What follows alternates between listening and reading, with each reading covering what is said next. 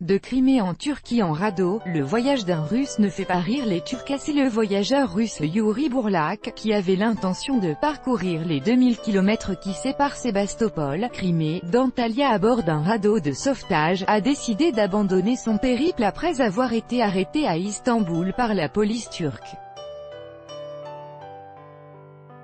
Les gardes-côtes turcs ont arrêté le voyageur russe Yuri Bourlak qui a rallié Sébastopol, Crimée, à Istanbul à bord de son radeau en caoutchouc Rashiva.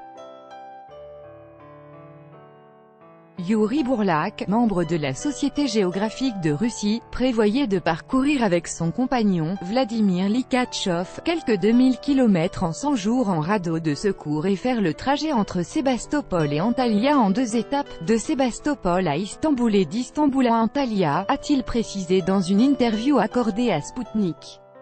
Selon lui, il devait entrer jeudi matin dans le Bosphore, mais en raison de mauvaises conditions météorologiques, ils avaient fait appel aux gardes-côtes turcs.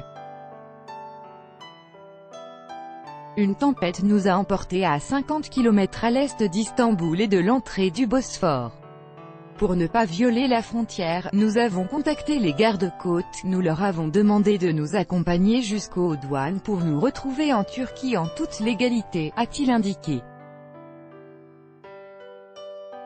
Toutefois, apparemment en raison de problèmes de langue, c'est un bateau de secours qui est arrivé sur les lieux pour prendre à bord les 2 hommes. Pourtant, j'expliquais en anglais que tout allait bien et que nous avions seulement besoin d'être accompagnés jusqu'au contrôle frontalier afin d'entrer en Turquie officiellement, a ajouté Yuri Bourlak. Finalement, lors des manœuvres, le bateau de secours a endommagé l'embarcation qui a été remorquée par la suite dans une baie.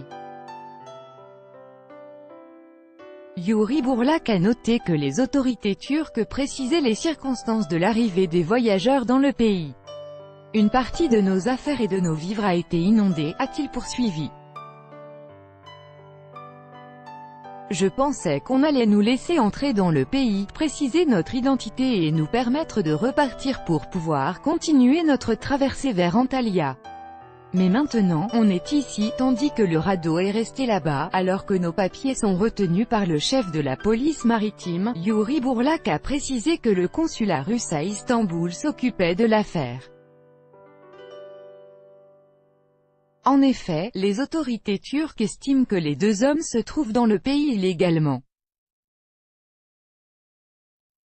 Ajoutant que tout l'appareillage avait disparu du canot, le cas n'étant pas gardé, Yuri Bourlak a déclaré qu'il avait décidé d'abandonner.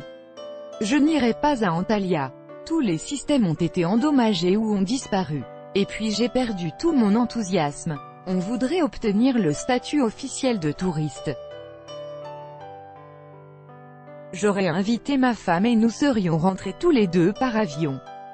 Quant à nos affaires et à notre radeau, il faudra les acheminer par une compagnie de transport en Russie, a-t-il ajouté pour conclure. Yuri Bourlak a entamé son voyage le 19 juillet dernier pour traverser la mer Noire puis entrer en Méditerranée en vue de faire le trajet entre Sébastopol et Antalya à bord d'un radeau de secours. Lors de l'escale à Istanbul, son compagnon devait céder sa place à la femme de Yuri Bourlak, Natalia. Bien qu'en présence du radeau, le voyage était réalisé en grande partie à la nage parce qu'il fallait tirer le radeau afin qu'il puisse trouver un courant propice. Les voyageurs devaient arriver à destination avant le 1er novembre.